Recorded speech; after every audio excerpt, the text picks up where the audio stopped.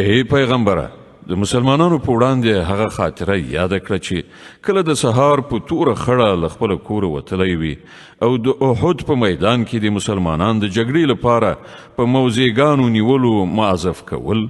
الله ټولې خبرې اوري او هغه په هر څه ښه خبر دی. یاد کړه هغه وخت چې له تاسې نه دوه ډلې دې ته تیارې شوي وي چې بېزړهتوب وښیي، په داسې حال کې چې الله د هغو د ملاتړ لپاره موجود او مؤمنان باید یوازې پر الله باندې ډاډ ولري.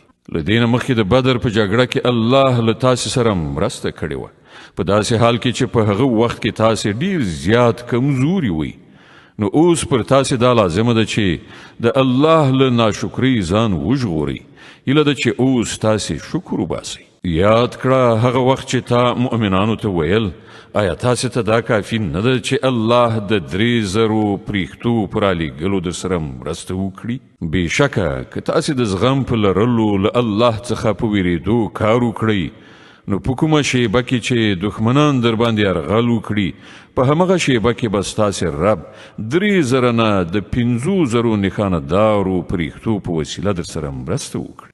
دا خبره الله د دې لپاره درته کړې ده چې تاسې خوشحاله شئ او ستاسې زړونه ډاډه شي. برلاسي او مرسته هر څه چې دي د هغه الله لخوا دي چې ډیر زورور او پوه لیدونکی دی، او دا مرسته به هغه د دې لپاره در سره وکړي تر څو چې د کفر په لاره د تلونکو یو مټ غوڅ کړئ یا هغو ته داسې رسوا کوونکې ماتې ورکړئ چې هغوی ناکام خړسترګي بیرته ستا نشي. ای پیغمبره، د فیصلې په واکمنۍ کې ستا څه برخه نشته. د الله واک دی، که یې خوښه شي وبه یې بخي، که وغواړي په سزا به یې ورسوي، ځکه چې هغوی تیري کوونکي دي. په اسمانونو او ځمکه کې چې هر څه دي د هغو څښتن الله دی. چاته یې چې خوښه شي بخښنه کوي او چاته یې چې خوښه شي عذاب ورکوي. هغه بخښونکی او مهربان دی.